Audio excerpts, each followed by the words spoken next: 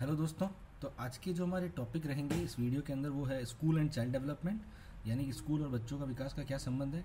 Influence of playmates and class fellows, जो हमारे साथ बच्चे जो पढ़ते हैं या जो क्लास फेलोज होते हैं या क्लासमेट्स होते हैं उनका हमारे ऊपर प्रभाव क्या होता है बच्चे के ऊपर।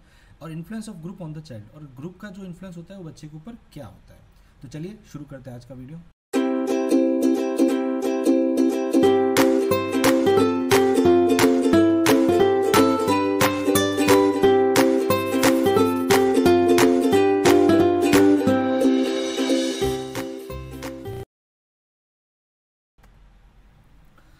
Hi friends, my self Abhishek and I am your trainer from BPS academy.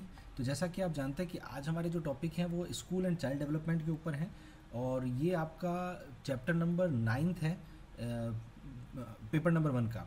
तो स्कूल एंड चाइल्ड डेवलपमेंट, सबसे पहले हम बात करते हैं स्कूल और चाइल्ड डेवलपमेंट का क्या संबंध है। A child personality is influenced by his school where he comes in contact with his teachers and his colleagues. तो बच्चे का जो विकास होता है या जो व्यक्तित्व विकास होता है उसके अंदर स्कूल और का बहुत बड़ा योगदान रहता है, क्योंकि स्कूल एक वो जगह है जहाँ बच्चा अपने टीचर्स के साथ, अपने दूसरे क्लासमेट्स के साथ टच में आता है। At home the child's ideals are his parents, घर पे उसके जो आइडियल्स होते हैं उसके पेरेंट्स होते हैं। And in the form in school he forms his ideals around teacher, जबकि स्कूल में उसके जो आइडियल्स होते हैं उसके जो पूजनीय होते हैं या ऐसे लोग जिनको वो बहुत मानता है वो होते हैं उसके टीचर्स। तो जिस तरह से पेरेंट्स का प्रभाव बच्चे के व्यक्तित्व के ऊपर होता है उसी तरह से टीचर्स का भी प्रभाव बच्चे के ऊपर होता है। अब सबसे पहले हम बात करते हैं influence of teacher on child, बच्चे के ऊपर टीचर्स का क्या प्रभाव हो सकता है। तो सबसे पहला जो चीज़ें बच्चे को प्रभावित करती है उसमें आता है पर्सनैलिटी ऑफ टीचर। टीचर की पर्सनैलिटी कैसी है, टीचर कैसे बिहेव करता है, टीचर कैसे बात करता है, टीचर की ड्रेसिंग कैसी है, उसके बात करने का तरीका कहता है, उसके फेशियल एक्सप्रेशन कैसे हैं, वो कैसे रहता है, वो कैसे दूसरे लोगों को ट्रीट करता है। इनफैक्ट काफ़ी बार ऐसा देखा गया है कि टीचर्स जो दूसरे लोगों के साथ बिहेव करता है, बच्चों के साथ नहीं, दूसरे टीचर्स के साथ, 4th ग्रेड स्टाफ के साथ, वो सब चीज़ें बच्चे को इन्फ्लुएंस करती हैं। अब आता है टीचर का बिहेवियर। जैसे ओवरऑल पर्सनैलिटी में सब कुछ आ गया, फिर भी बिहेवियर कैसे उसको प्रभावित करता है। टीचर्स का बिहेवियर कैसा है, वो छोटे बच्चों से कैसे प्यार से बात करता है, क्या वो आप करके बात करता है, क्या वो गुड मॉर्निंग करता है बच्चों को मिलता है तब सामने से, या वो स्माइल करके बात करता है। देखिए हम अक्सर एक बात कहते हैं एज अ चाइल्ड साइकोलॉजिस्ट, मैं हमेशा ये बात कहता हूँ कि बच्चे वो नहीं करेंगे जो आप कहेंगे, या फिर मैं ऐसा कह सकता हूँ कि बच्चे ये वो करें जो आप कहते हैं इसकी गारंटी नहीं है। वो शायद कर भी सकते हैं, नहीं भी कर सकते हैं, पर बच्चा वो चीज़ जरूर करेगा जो वो आपको करते हुए देखेगा। यानी कि टीचर्स का बिहेवियर जैसा होगा बच्चा उसको रिप्लिकेट करेगा। ये बात टीचर्स और पेरेंट्स दोनों के ऊपर एप्लीकेबल होती है, ठीक है। तो जैसा टीचर बिहेव करेगा बच्चा भी वैसा ही बिहेव करना शुरू करेगा। टीचर्स अगर बहुत रेस्पेक्टफुली बात करता है तो बच्चा भी रेस्पेक्टफुली बात करेगा। टीचर अगर चिढ़ते हुए बात करेगा, झिड़कते हुए बात करेगा, तो बच्चा भी वही सीखेगा। तो बिहेवियर ऑफ जो टीचर होता है वो भी इन्फ्लुएंस करता है बच्चे की पर्सनैलिटी को। उसके बाद आता है थिंकिंग ऑफ अ टीचर। बच्चे टीचर्स की सोच कैसी है, उसकी थिंकिंग कैसी है। हाँ, ये चीज़ भी बच्चे को इफेक्ट करती है कि टीचर की सोच कैसी है, वो क्या सोचता है, वो किन विषयों के ऊपर कैसे सोचता है। यही चीज़ें, जैसी उसकी सोच होगी वैसी उसकी बातें होगी, और उन्हीं चीज़ों से बच्चा इन्फ्लुएंस होगा। फिर आता है moral conduct of teacher. Teacher का जो मॉरल कंडक्ट है वो कैसा है, ठीक है। टीचर्स के मॉरल कितने स्ट्रांग हैं या कितने स्ट्रांग नहीं हैं।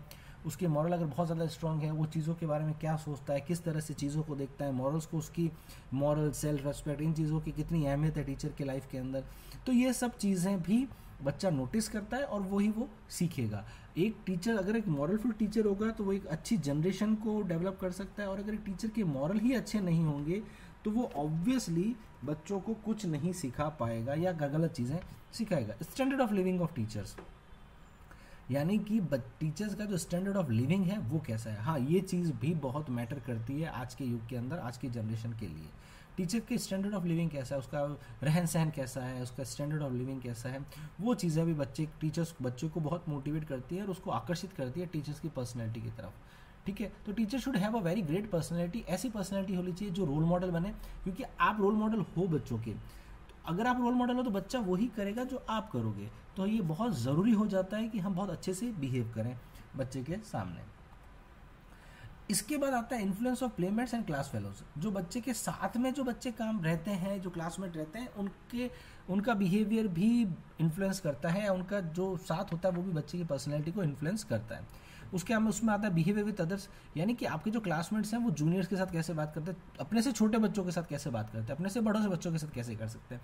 उसमें फियर हो सकता है, लव हो सकता है, डांट हो सकती है, जो भी होता है। फिर क्लासमेट्स की जो पर्सनैलिटी होती है वो भी इन्फ्लुएंस करती है कि एक क्लास में एक पर्सनैलिटी, एक बच्चा है जिसको सब लाइक कर रहे हैं, सब टीचर्स भी लाइक करते हैं, दूसरे बच्चे भी लाइक करते हैं, हम कह सकते हैं वो क्लास का हीरो है, तो ऑब्वियसली उसकी पर्सनैलिटी भी दूसरे बच्चों को प्रभावित करेगी, दूसरे बच्चे उसकी तरह बनना चाहेंगे। थिंकिंग, क्लासमेट्स की जो थिंकिंग है वो भी प्रभावित करती है कि हम क्या सोचते हैं, कैसे सोचते हैं। कंडक्ट भी प्रभावित करता है, क्लास में बच्चे कैसे बात करते हैं, एक दूसरे के साथ कंडक्ट कैसे करते हैं, क्या गाली गलौच हो रहा है, गंदी बातें हो रही है या अच्छी बातें हो रही है, अच्छी तरह से रेस्पेक्टफुली बात की जा रही है। तो ये जो कंडक्ट होता है, ओवरऑल कंडक्ट जो होता है दूसरे बच्चों का, वो भी आपके अपने बच्चों को इफेक्ट करता है, या हम ऐसे कह सकते हैं बच्चों को एक दूसरे को प्रभावित करता है। अब आता है ग्रोथ ऑफ कम्युनिटी सेंटिमेंट्स। हाँ, अब जो कम्युनिटी सेंटीमेंट की ग्रोथ होती है वो भी इसी एज में होती है, और स्कूल के अंदर ही जब बच्चा रहता है तो उसके अंदर कम्युनिटी सेंटीमेंट की ग्रोथ होती है। कम्युनिटी सेंटीमेंट तक, यानी हम कह सकते हैं कि सामाजिक जो भावनाएं हैं या समाज में रहने का जो एक इच्छा या भावना उत्पन्न होती है वो कैसे इफेक्ट ग्रोथ होती है।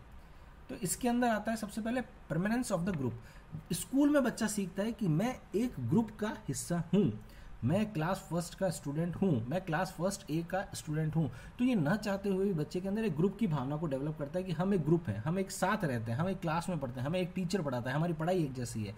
तो यहाँ पे एक बच्चे के उसके अंदर प्रेमिनेंस ऑफ द ग्रुप, यानी कि उसकी भावनाओं को होती है डेवलप, ग्रुप की भावना उसके अंदर विकसित होती है। Study of the form of the group by members and the members understanding of its duties and the function. जब बच्चा किसी ग्रुप का पार्ट है तो ऑब्वियसली वो उस ग्रुप का एक मेंबर है, और being the member of the group उसके अंदर एक भावना उत्पन्न होती है कि मेरी कुछ जिम्मेदारियां हैं, मेरे कुछ कार्य हैं जो इस ग्रुप के मेंबर होने के नाते मुझे करने हैं। ये क्लास के अंदर भी होता है, अगर बच्चे एक क्लास के बच्चे कोई स्पोर्ट्स खेलते हैं उसके अंदर भी डेवलप होगी ये भावना, वो कहीं पे कोई प्ले करेंगे, कोई नाटक करेंगे, वहाँ पे भी ये भाव, ऐसा कोई भी ग्रुप एक्टिविटी जहाँ पे वो सब साथ में काम करते हैं और हर किसी की जिम्मेदारी होती है, उसके अंदर उनके अंदर ये भावना डेवलप होती है कि मैं एक ग्रुप का सदस्य हूँ और मेरी कुछ जिम्मेदारियाँ हैं और कुछ ड्यूटीज़ हैं जो कि आगे जाके उसको समाज में रहने के लिए हेल्पफुल करेगी। उसके बाद आता है कॉन्टैक्ट विद अदर ग्रुप्स। अब दूसरे ग्रुप के साथ जब कॉन्टैक्ट होता है तब हम कैसे बिहेव करते हैं, हम कैसे बात करते हैं, एक ग्रुप दूसरे ग्रुप के साथ कैसे सामंजस्य बैठा के काम करता है, ये जो सीख होती है ये भी उसको स्कूल में ही मिलती है।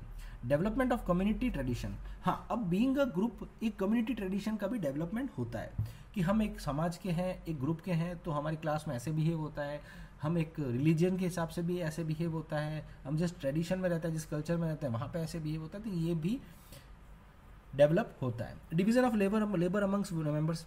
हाँ, जो ग्रुप के मेंबर्स होते हैं उनके अंदर काम का और लेबर का डिवीजन होता है, वो भी सीख बच्चे को यही मिलती है स्कूल के अंदर। तो ये सारे वो पॉइंट थे जिसमें बच्चे की ग्रोथ ऑफ कम्युनिटी सेंटिमेंट्स के ग्रोथ होती है। Thank you very much. मुझे उम्मीद है आपको ये वीडियो अच्छा लगा होगा, और आपको ये वीडियो अगर हेल्पफुल लगे तो प्लीज़ इसको दूसरे अपने स्टूडेंट के साथ या अपने साथियों के साथ शेयर करें जिनको इस वीडियो की शायद ज़रूरत हो सकती है। Once again thank you very much.